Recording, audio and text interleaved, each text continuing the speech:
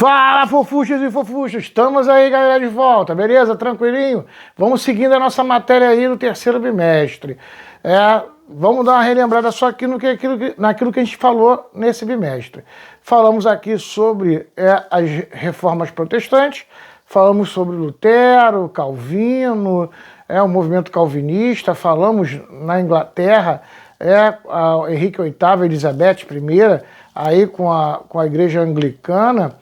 Aí depois vimos a contra-reforma da Igreja Católica, com toda a criação aí dos jesuítas e as grandes navegações, a ocupação da América. Tranquilo até aí? Vimos esse pedacinho. Agora a gente está entrando aí no século XVIII. Vamos pegar aqui todo o permeado do século XVIII indo para o século XIX.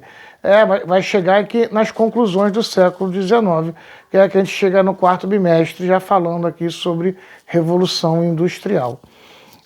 Então, aqui, esse linear aí do século XVIII, a gente vai ter um movimento chamado Iluminismo ou Ilustração.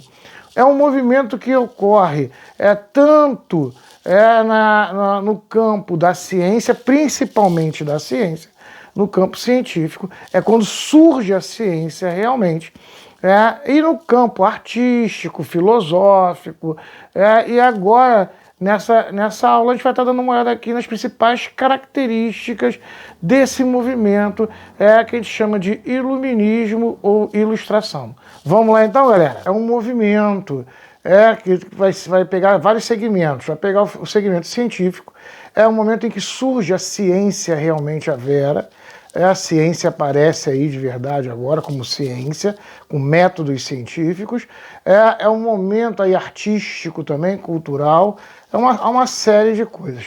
Vamos lá, diferente, lembrando aqui, a gente aqui, diferente do movimento renascentista, onde o homem rompia com a Igreja Católica, mas ele não rompia com a religiosidade, agora não. Agora, no iluminismo ou ilustração, o homem rompe agora com o sobrenatural. Ele rompe agora com o metafísico que a gente falou. Agora as explicações, se explica-se a natureza através da própria natureza. Muito aluno pergunta para mim assim, professor, então os iluministas são ateus? Não, nem todos os iluministas são ateus. Pelo contrário, uma grande maioria deles não são ateus. Só que acontece o seguinte, agora eles separam. Coisas do metafísico são coisas do metafísico. Coisas da natureza são coisas da natureza. Eu não procuro mais explicação da natureza através do metafísico. Eu acredito no meu Deus, mas agora, na hora de resolver problemas físicos, eu vou buscar na própria natureza a resposta. Significa que você não acredita ou não no metafísico. Alguns deles sim vão romper totalmente com o metafísico, mas outros não. Somente ter essa ideia aí, porque se cria agora essa noção. Outra coisa, é importante a gente entender que este movimento, ele é um movimento que ele vai bater de frente com um tipo de Estado. A gente vai estar falando daqui a pouco aqui sobre o que é Estado, o que é nação, vou explicar isso aqui um pouco para vocês, com um Estado absolutista, que a gente já veio falando nas outras aulas, um rei absoluto, que tem os três poderes, executivo, legislativo e judiciário. Esse rei mandava em tudo. Ué, André, mas não é a elite burguesa que patrocinou esse rei para ele juntar, derrubar os senhores feudais e unificar tudo? Sim, foi. Eles ajudaram, esse rei virou um rei absoluto, expulsou a Igreja Católica, a gente falou aqui, olha, reforma protestante, expulsa a Igreja Católica, faz as grandes navegações, a gente falou, já discutiu sobre isso aqui, o Estado aí ele tinha um papel de banco, é só você lembrar das companhias das Índias, oriental ou ocidental. O que era isso? O rei criava uma empresa, Companhia das Índias, para construir navios para fazer comércio. Os comerciantes todos juntavam-se com ele ali para poder fazer esse comércio. Então ele servia como se fosse um banco. Ele economicamente também unia todo mundo. A gente falou aqui, ó, o Estado moderno ele é interessante porque ele cria uma única lei, uma única língua, uma única moeda. A gente vai estar falando aqui de novo. Só que agora esse rei, ele começa a atrapalhar. Então é importante você entender que o iluminismo, ele também vai criticar esse absolutismo. Aí a gente vai ver aqui as discussões agora em relação a esse absolutismo também. Por que esse nome, André, iluminismo? Vem de iluminar, né? Eles vão se basear na ilustração da caverna, né, de Platão, que vocês estão vendo agora aí essa semana. Platão, quem não viu, vai, ó, no final aqui do vídeo vai ter o linkzinho para você linkar lá, vai lá, que a gente já está falando sobre Platão agora esse bimestre. Então ele vai eles vão estar se baseando naquela alegoria da caverna que a gente falou aqui de Platão. Ou seja, naquela historinha toda que a gente falou aqui, da luz, de sair da caverna, da escuridão, eles vão dizer o seguinte: a ciência, o conhecimento científico é a lanterna que vai iluminar a caverna da escuridão do pensamento religioso, desse pensamento atrasado, que vê tudo pelo metafísico. É através da ciência agora que os iluministas vêm iluminar a nossa sociedade. Tranquilo até aí, gente? Beleza? Então não deixa de dar uma olhadinha aí lá na alegoria da caverna de Platão no vídeo, até porque é a matéria da nossa prova de filosofia. Vamos lá então, seguindo. Os pré-iluministas são filósofos, são pensadores que não são do iluminismo, mas eles são a base para o iluminismo. Primeiro é o Isaac Newton. Isaac Newton, quando ele descobre a lei da gravidade, ele resolve um problema matemático que vinha se perdurando durante anos e anos e anos e anos. Então, a história da matemática, desde lá de Pitágoras, né? Você fazia um cálculo, aí jogava a pedra, e na hora que você jogava a pedra, ela não caía na posição correta do cálculo que você fez. Faltava alguma coisa no cálculo. O Isaac Newton vai perceber que existe uma força gravitacional que empurra tudo para baixo. Então você tem que colocar esse fator ali no cálculo, que aí você vai ter a exatidão do movimento. Isso é tão forte, gente, isso é tão importante, que a partir do Isaac Newton, a sociedade pôde fazer, no século XIX, a Revolução Industrial. A gente criar máquinas que conseguiam passar uma agulha num buraco. Porque a exatidão do cálculo é de Isaac Newton agora, porque você tem a lei da gravidade. Então, Isaac Newton, pontapé para o iluminismo. Ele não é iluminista, mas a gente chama ele de pré-iluminista. São esses pensamentos dele que agora a gente consegue racionalizar de verdade e executar fisicamente aquilo que matematicamente era discutido, que antes não conseguia, não ficava preciso. Outro cara super importante aí é o Darwin. Darwin é no lado biológico. Quando ele desenvolve a seleção natural, quando ele consegue perceber o desenvolvimento e como funciona todos os organismos vivos, agora a gente pode entender a biologia, não só do ser humano, mas de todas as espécies de seres vivos. A gente agora entende como funciona a natureza. A gente consegue controlar biologicamente as espécies, inclusive fazer cruzamento entre espécies. Para você ver como o homem passa agora a manipular o biológico também. É importante a gente entender isso. Aí as pessoas, sei que, aquele papo todo, mas a gente já discutiu isso, primeiro ano, a nossa primeira aula, a gente já discute sobre Darwin. E vocês estão fazendo, aí o pessoal está fazendo enfermagem, então a Darwin é a base disso. Então seleção natural aí sem discussão. Então é importante você entender isso aí, porque esses caras são a base do iluminismo. Então agora eu posso começar a discutir, eu posso agora cientificamente entender a natureza. Eu tenho como explicar a natureza. Primeiro iluminista, que é o conhecido como pai do iluminismo, é o John Locke. Por que John Locke ele é o pai do iluminismo, porque ele defende a razão como base da sociedade. Ele começa a explicar o seguinte: uma sociedade ela não pode se basear no sobrenatural, no metafísico. A gente não pode ter uma sociedade baseada em metafísico. Ah, por que tem a lei tal? Ah, tem a lei tal porque Deus tal quer a lei assim. Ele começa a discutir isso. Ele fala, não. Primeiro porque a gente não tem comprovação nenhuma desse Deus metafísico. Segundo, porque agora dentro da sociedade existem várias religiões. A gente viu aqui, existe igreja anglicana, existe igreja protestante luterana, calvinista, olha aí, a própria igreja católica, a católica ortodoxa, aí você, os judeus, os muçulmanos, aí você o quê?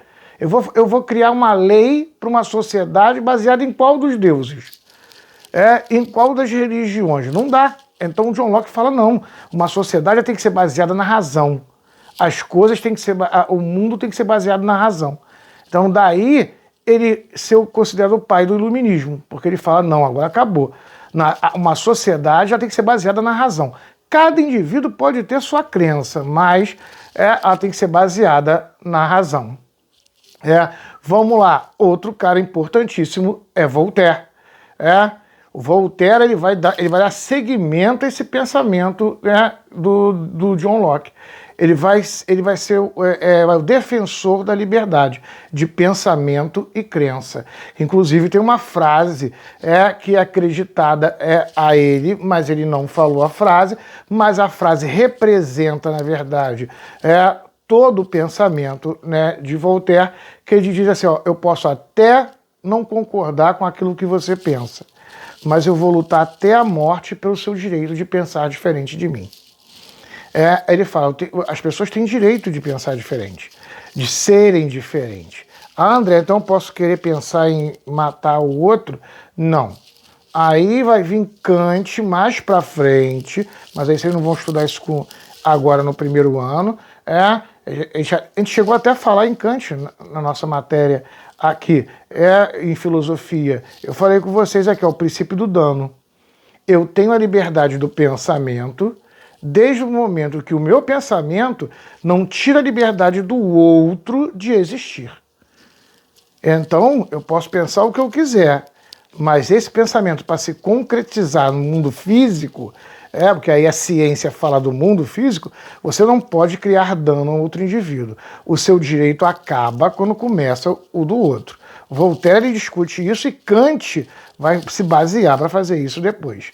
Tá? A gente não vai discutir Kant aqui agora, mas você entender Voltaire. Então Voltaire é importantíssimo aí, porque ele vai desenvolver o que a gente chama aí de liberdade de pensamento e de crença. Ele falou, o Estado tem que ser laico. O Estado não pode ter religião. O governo não pode ter religião, porque cada cidadão tem sua religião, então o Estado vai ser baseado em que religião? De que cidadão? O Estado é laico. Muita gente fala, o Estado é laico, o Estado é ateu, o Estado é laico. O cidadão é que tem a religião. Cada um tem a sua. O Estado tem que olhar para todo mundo de maneira igual. Tranquilo até aí. Então, só, você vê que o pensamento de Locke ele vai dar base para o Voltaire, ele já começar a discutir isso aí, aumentar, e agora chega no Rousseau. O Rousseau ele vai ter um livro que é o Contrato Social. Olha o termo, olha o nome do livro, Contrato Social. Há um contrato entre a sociedade. Agora Rousseau, então o Rousseau é um dos mais importantes, porque ele vai dar seguimento ao pensamento de Locke e vai dar seguimento ao pensamento de Voltaire. Ele vai falar assim, ó, vem cá, o rei que está lá em cima, ele é rei por causa de quê? Porque o Papa colocou a coroa na cabeça dele. Lembra que a gente falou aqui, ó, a monarquia ela é um poder metafísico, sobrenatural. Deus, através do Papa, que era seu único representante na Terra, colocou a coroa, escolheu aquele cara para governar. Mas eu não sou cristão, católico, eu sou protestante, eu sou anglicano, eu sou muçulmano, então não dá. Aí Rousseau fala, não, o poder não vem do sobrenatural, a sociedade, vem da própria sociedade. Há um contrato, como se fosse assinado, há um contrato entre todos nós a seguirmos uma lei que vai ser criada e organizar a nossa sociedade. Então essa lei ela não vem do sobrenatural, ou seja, aí vem a frase dele, o poder emana do povo, vem do povo para o governante, e o governante tem que governar para quem? Para o povo. Agora você entende aí Rousseau. Rousseau ele vai falar isso, há um contrato na sociedade. Esse poder não vem de sobrenatural. Ele teve vida própria à sociedade. A própria sociedade ela deve escolher seus governantes, ela deve fazer suas próprias leis, e esse governante deve governar olhando para os interesses da sociedade. Tranquilo até aí? Aí ele vai falar, a sociedade é um grande organismo vivo, olha, organicismo aí, ó. Ele vai pegar Darwin, olha como é que ele se baseia em Darwin.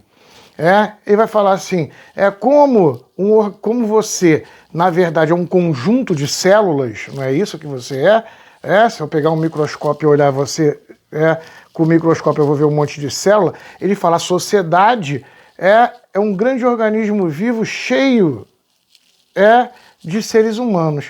E a família é a célula dessa sociedade.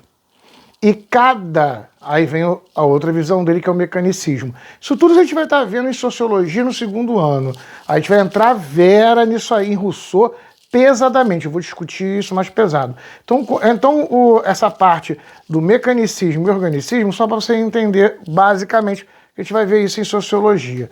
Aí vai falar, o mecanicismo, a sociedade é como se fosse uma grande máquina. Olha o Isaac Newton aí, ó. Cada profissional tem uma função dentro dessa máquina, como se fosse uma engrenagem. Então tem um professor, tem um policial, tem um mecânico, tem um padeiro, tem um motorista de ônibus. Então um precisa do outro. Para a sociedade funcionar igual uma maquinazinha, um relógiozinho, você tem que ter todas as engrenagens ali trabalhando. E o Estado, o governo, é o relojoeiro que fica botando óleo e mantendo a máquina social funcionando. A gente vai discutir isso mais pesadamente no segundo ano em sociologia. Mas eu quero que você entenda com isso, que aí o que é importante que eu vou te cobrar na prova, é o contrato social. É entender que agora o poder não vem mais do sobrenatural, o poder emana do povo, para o povo. Então o povo escolhe seus representantes e eles vão governar e vão fazer suas leis para serem administrados aí. Tranquilo até aí, gente? Beleza? Agora, Montesquieu, fechando.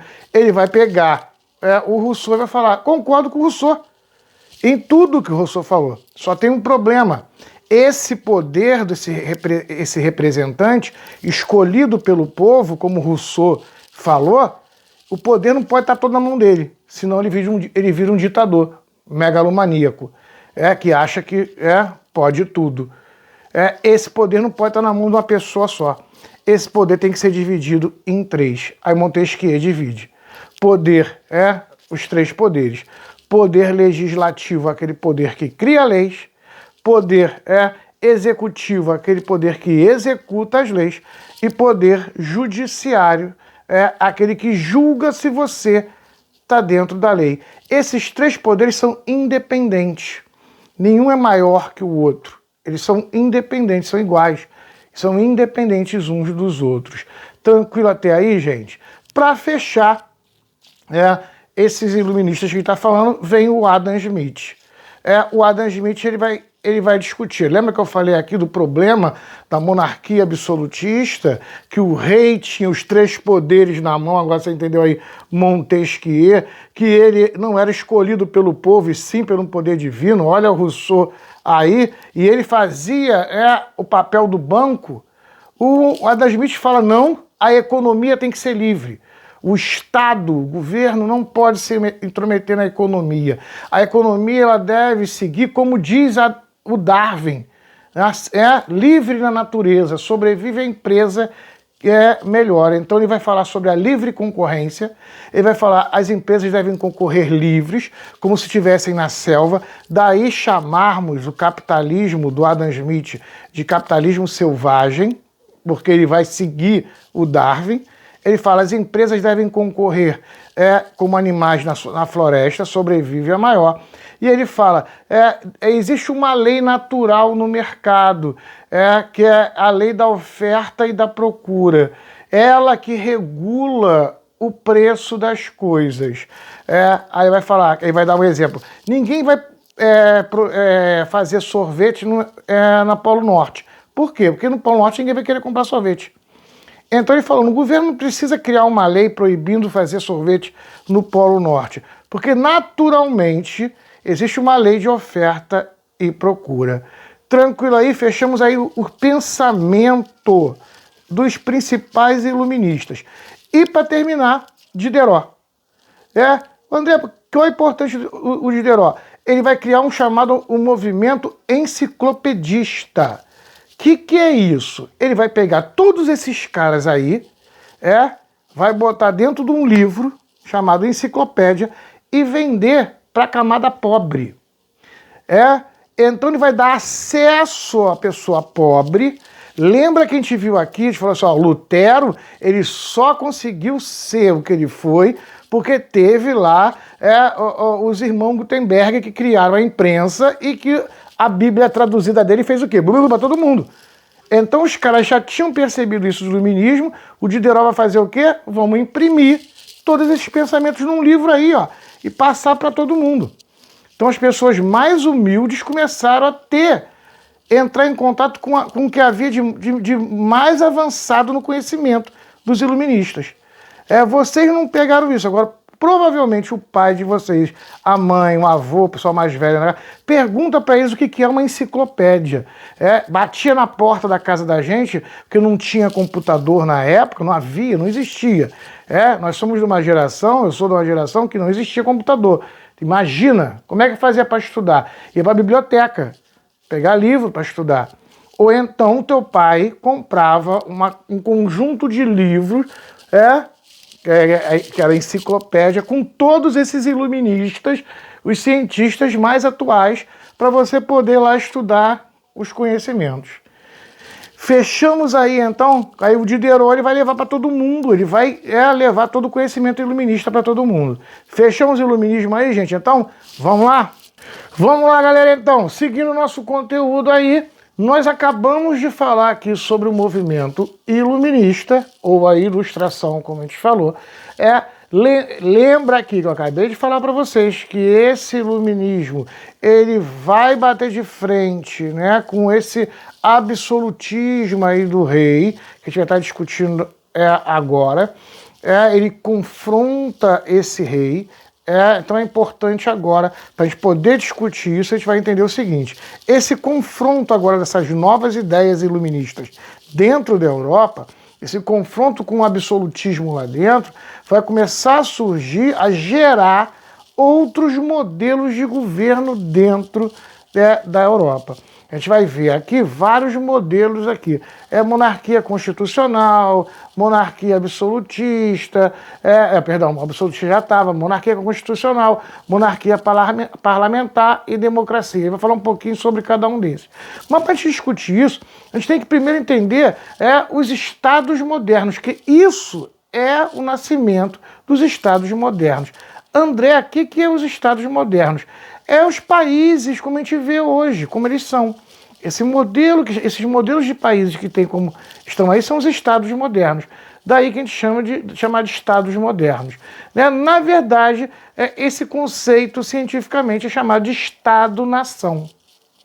Você tem um Estado, você tem uma nação. Nem sempre é uma nação só. A gente vai ver aqui hoje isso. Eu vou desamarrar um pouco isso. Isso é um conteúdo também de geografia, acredito que vocês estejam vendo isso, ou estão vendo isso em geografia, estão debatendo isso em geografia, mas eu preciso reforçar, a gente entender esses conceitos dentro da nossa cabeça, porque agora esses movimentos vão se espalhar pelo mundo todo, historicamente. Então, para a gente entender esse desenvolver desses modelos de Estado-nação que a gente tem hoje aí, é importante você entender características disso. Vamos lá. Primeira coisa que eu sempre falo para os alunos em sociologia, vocês vão estar vendo isso ano que vem, discutindo isso de novo, só que de maneira mais profunda. Estado, nação. Vamos entender primeiro Estado. Estado é diferente de governo. Eu sempre explico isso aí para os alunos. Ah, André, como assim? Para pensar o seguinte, Estado é como se fosse um ônibus. Governo é o motorista do ônibus. Então pensa o seguinte, Estado é todas as empresas públicas que administram e fazem a sociedade funcionar. Então isso é o Estado. E o governo, André, é grupo de pessoas que está administrando o Estado. É quem está pilotando o ônibus, em que todos nós estamos. Percebeu aí? Tranquilo? Então, olha só, é importante você entender que esse conceito de Estado está ligado a território e soberania. Então, o Estado-nação, vamos agora dissecar isso aí. É um território, é um espaço físico, aonde existe um Estado, aí a gente falou aqui, um conjunto de órgãos públicos que organizam o funcionamento, e eles possuem a soberania, ou seja, eles são a lei máxima naquele terreno, naquele território que a gente falou aqui. Daí você entendeu o conceito de soberania. Vou lembrar vocês na última aula, a discussão da Elizabeth, do Henrique, principalmente do Henrique VIII, com a Igreja Católica. Dentro da Inglaterra, 1/3 do território da Inglaterra pertencia à Igreja Católica, que fazia sua própria moeda, que cobrava seu próprio imposto. Então, o Henrique VIII ele não tinha soberania dentro do território da Inglaterra. Ele era rei, mas ele não governava no território todo. Agora você entende o conceito de soberania. Estou usando a aula passada para você poder entender o conceito de soberania. Então, o Estado-nação, ou o Estado moderno, você tem um território, aí você tem um Estado, que é um conjunto de órgãos públicos que administram aquele território. Esse Estado ele possui uma soberania e existe uma nação ali dentro. Um grupo de pessoas que se identifica por algum fator. Seja ele pela língua, pela cultura, pela religião, aí forma-se uma nação. Vamos lá, Vafuxi, vamos seguindo aí então. Agora a gente vai ver aqui a discussão sobre nação. Vimos aqui o que é um Estado moderno, um Estado-nação. Falamos aqui sobre Estado, diferença de Estado para governo, falamos sobre território, soberania do Estado sobre o território. Agora eu vou só exemplificar aqui nação para a gente. A nação ela pode ser formada ou pela religiosidade ou geralmente pela cultura, principalmente característica linguística. Eu dei 2 exemplos aí para a gente. O primeiro exemplo aí em relação à religião. A gente tem hoje aí como exemplo o Estado Islâmico.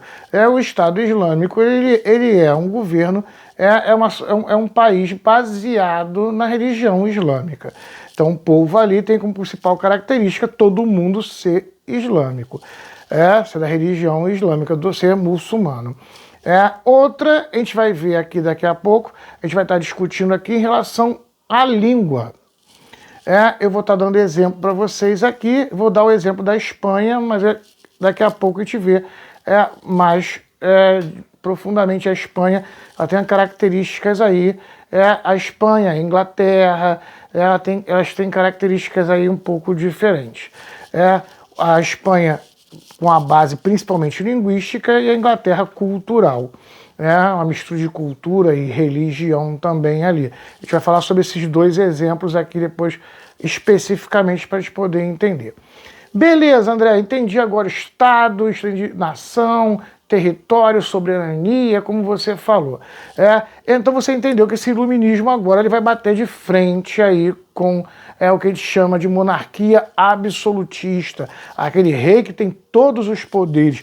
Inclusive, a figura principal do absolutismo, da monarquia absolutista, é o Luís XIV, e consequentemente o XV depois, mas o XIV então era conhecido como Rei Sol. Porque a frase principal dele é: o Estado sou eu. Olha agora que você entendeu o que é Estado. Ele dizia: o Estado sou eu. Eu sou o Estado. Daí ele ser a figura emblemática do que a gente chama de monarquia absolutista, o Henrique XIV, na França. E consequentemente também o 15, mas o 14, por ser conhecido como o Rei Sol, ele era, né, punho de ferro. Tranquilo até aí, gente? Beleza, com esse movimento iluminista vão surgir outros modelos, né, de governo, de Estado dentro dessas sociedades europeias. O primeiro que a gente vai ver é o que a gente chama de monarquia constitucional. Se consegue, junto ao rei, nessa discussão toda, manter-se a monarquia, porque a briga aí é cair monarquia e não cair monarquia. Então o que vai acontecer? O Estado, a monarquia constitucional, ela funciona da seguinte maneira. O rei, ele possui o poder executivo, que aí pra gente como se fosse um presidente, ele tem o poder executivo, ele tem o poder judiciário, como se ele fosse um juiz também. Só que ele não tem o poder legislativo, ele não cria leis. Ele governa como presidente, julga como juiz, mas ele não cria mais leis agora. Agora existe um parlamento, que são senadores, parlamentares, que são eleitos pelo povo. Esses parlamentares vão criar uma constituição e esse rei vai governar o poder executivo e judiciário baseado nesta constituição. Então ele não cria mais a lei. Ele tem que julgar as pessoas e executar o Estado com o poder executivo baseado na Constituição dos parlamentares que foram eleitos pelo povo. Então você tem uma monarquia constitucional. Então o rei, quando ele sobe para governar, ele tem que jurar, governar e defender a Constituição feita pelo povo. Então você tem agora uma monarquia constitucional. Tranquilo? O rei ainda governa. Ainda tem o poder executivo e o judiciário. Só não tem mais o legislativo. Ele governa baseado numa Constituição. Tranquilo até aí, gente? Beleza? Vamos seguir agora. Monarquia parlamentar. Aí essa daí o rei perde todos os poderes. Ele fica sem governar, ele não é mais juiz, ele não tem mais poder nenhum, ele é uma figura decorativa ali. Depois a gente eu vou explicar isso aí. Quais países que tem isso, André? Hoje, Espanha e Inglaterra. Hoje eles são monarquias parlamentares. Então o que vai acontecer? Você tem o rei, ou a rainha, caso da Inglaterra, só que eles agora não mandam mais. Você agora tem Suprema Corte, o juiz, você tem agora aí os senadores no legislativo, criando a Constituição, mas dentro desses senadores aí, eles vão eleger um primeiro-ministro. O próprio Senado elege um primeiro-ministro e esse primeiro-ministro ele vai governar como se fosse um presidente. Então você tem o rei, que está lá como figura decorativa, você tem o primeiro-ministro, que é eleito pelo Senado, que é como se fosse um presidente, é ele que vai administrar, você tem o Senado fazendo as leis, e você tem a Suprema Corte, que é o Judiciário. Tá dando para entender isso aí, gente? A Inglaterra funciona hoje assim, e a Espanha funciona assim. André, por que ter um rei se ele não tem poder? Para pensar que agora se você não está mais baseado num poder divino, quem pode garantir que aquele governante que está lá em cima, ele não é um tirano? Entendeu? Ele não pode querer pegar para ele todo o poder e querer dar um golpe, ou ele está fazendo mal para o povo. Então, ter um rei, ter uma rainha, vamos dar o exemplo da Inglaterra, a rainha Elizabeth, ela não governa, mas todo governante tem que ir lá beijar a mão dela e ela aprovar. É lógico que ela aprova, porque foi eleito pelo povo. Mas se houver uma convulsão popular contra esse primeiro-ministro e todo mundo achar que esse cara é um bandido ou tem que ser tirado, não sei o quê, a rainha, como representante máxima, que está fora da política, mas ela está vendo acontecer tudo, a rainha tem o poder de fazer o quê? Mandar tirar o cara e fazer uma nova eleição. É claro que isso dificilmente vai acontecer. A ideia aí é evitar que haja um golpe revolucionário dentro do reino. Então a rainha está ali para, se caso o povo esteja insatisfeito, aquele governo é trocado, mas a rainha está lá, o sistema ainda se mantém. É uma garantia de que o sistema vai estar lá. Vamos dar um exemplo aqui, que não vai haver uma revolução e o país virar socialista, comunista. Entendeu? Não vai acontecer isso. Se está insatisfeito, tira esse governo e há uma nova eleição. Então a rainha está ali como um poder stand-by. Caso aconteça alguma coisa, ela entra. Tranquilo aí, monarquia parlamentar, gente? Foi até aí? Beleza. E república? O ressurgimento da república aí. Agora não. Os três poderes separados. Ele executivo, legislativo e judiciário. E no executivo você tem presidente. Agora acabou a monarquia. 1776, Estados Unidos, né, vai ser o despontando aí, surgindo aí como uma república democrática, fora da Europa. Tanto que é interessante, a gente vai discutir isso aqui depois, vai estar falando, os franceses até hoje, que são os pais aí do movimento iluminista, eles têm uma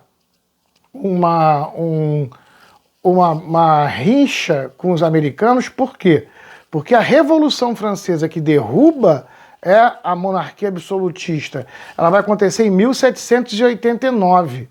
E antes acontece a independência dos Estados Unidos com todos os ideais do iluminismo. Daí as cores da bandeira francesa e as cores da bandeira dos Estados Unidos serem iguais. Representam aí, ó, liberdade, igualdade e fraternidade. Liberdade aí, lembra do azul. Sempre fala assim, ó, lembra do azul do céu. Você está voando no céu livre. Liberdade, aí ao branco da paz, todo mundo igual, igualdade, e o vermelho do coração, fraternidade.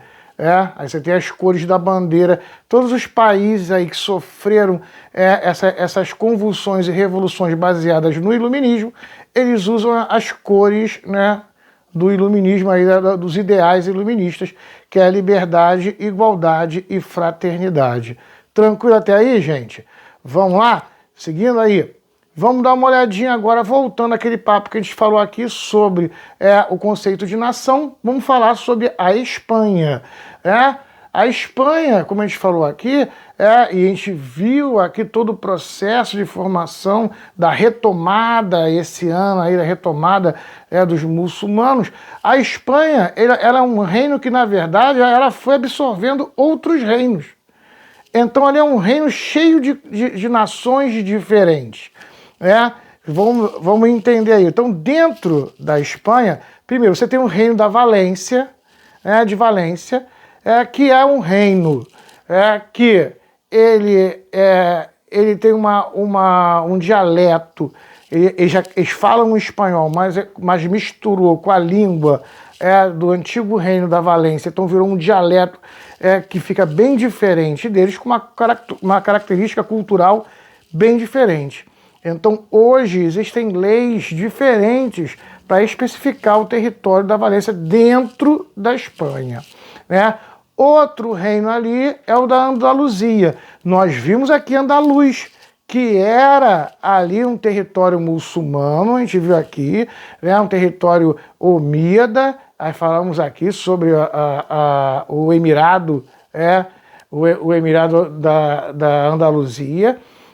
Vimos aqui, então ali tem uma forte base muçulmana. Você tem até uma língua árabe ali que misturou e a cultura muçulmana misturou ali com o espanhol, então você tem características ali linguísticas bem diferentes. Você fala o espanhol, mas é um espanhol mais carregado para o árabe, é ruim de entender, e ali tem suas próprias leis também diferentes, mas está dentro da Espanha. Tranquilo até aí, gente? Vamos seguir agora com o País Basco. Esse, então, é uma característica super interessante. Foi feita uma pesquisa em relação à língua basca e se descobriu que a língua basca ela não tem influência nem do latim, nem da língua muçulmana, nem dos bárbaros, que ela não segue nada, ela não tem a base da língua dela, ela é pré-histórica, ela é dali e não tem influência de ninguém. Então o povo basco ele fala a língua basca, tem lá o espanhol também, né, mas é uma língua totalmente diferente, então você não vai conseguir nem entender. Se você fala espanhol, você chegar lá, você não vai conseguir entender, porque é uma língua que não tem nada de traço de outras línguas ali. Tranquilo até aí? Para fechar a Catalunha. A Catalunha, que tem como capital aí Barcelona, do país, do Clube Barcelona, né? Inclusive a bandeira do Barcelona representa aí, né? O antigo reino da Catalunha. Eles estão muito mais para a França, a língua deles é muito mais para o francês do que para o espanhol. E há uma rincha monstruosa, eu falo isso na sala de aula. Quando o Barcelona vai jogar contra o Real Madrid, que é o time do rei da Espanha, é muito mais do que um jogo de futebol. É a briga do catalão contra o espanhol. Daí saía as maiores brigas em futebol terem rolado lá. É muito forte, essa rincha é muito forte lá. O próprio Messi fala, jogar no Barcelona é mais do que estar num time de futebol, é uma nação. Aí você entende esse conceito aí que eles têm aí. Então no Reino da Catalunha, você fala, dentro da escola, é ensinado as duas línguas. Tem uma lei lá que autoriza que todos os colégios ensinam duas línguas. As crianças aprendem o espanhol e aprendem o catalão. Então você percebe aí na Espanha que ela é um estado que tem várias nações ali dentro. Tranquilo? Agora a gente vai aí para o Reino Unido. Essa confusão que na hora de prova o aluno fica maluco. Professor, Reino Unido, Inglaterra, Grã-Bretanha. Agora, por isso que agora você vai entender aí. Primeiro, você tem a Inglaterra. A Inglaterra está ali. Território da Inglaterra, Rainha Elizabeth. Mas o Reino da Inglaterra, ele foi pegando aí a ilha toda. Só que dentro dessa ilha, você tinha ali os escoceses, que possuem uma característica linguística diferente dos ingleses. Então, o dialeto deles foi absorvido. Então, eles falam inglês hoje, mas é um inglês muito carregado, bem diferente do inglês que a Inglaterra fala. Então, dá para se perceber aí. Culturalmente, eles são bem diferentes nos hábitos, inclusive os homens usam a guilda, a saia, né?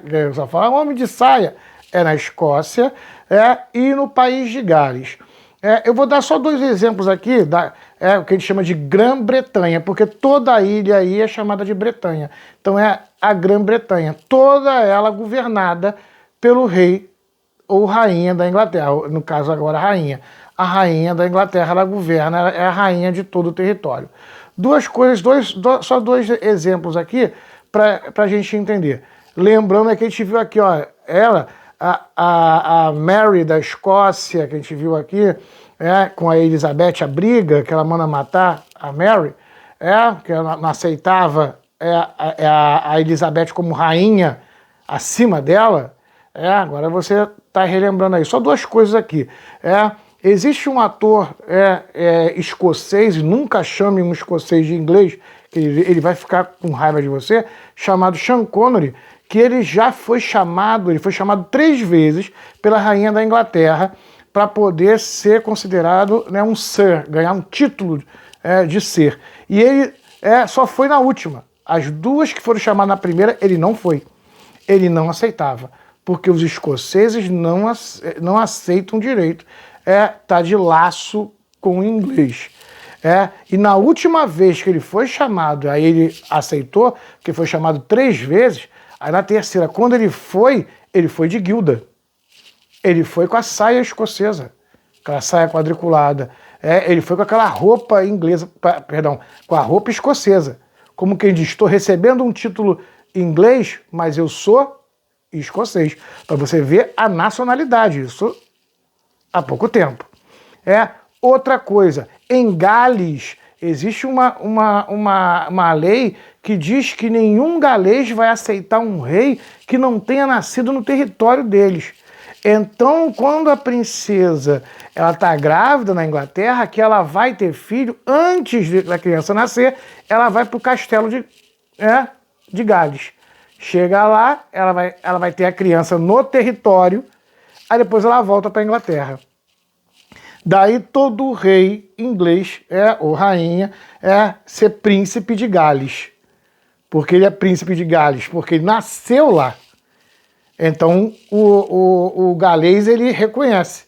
Fala, não, ele é galês, ele nasceu aqui. Ele pode ser rei lá da Inglaterra, mas ele nasceu aqui. A terra dele é essa aqui. Tranquilo? Só para você entender aí essa estrutura aí. Belezinha? Então, gente, olha só. Então a gente falou aqui. Vimos aqui a Inglaterra.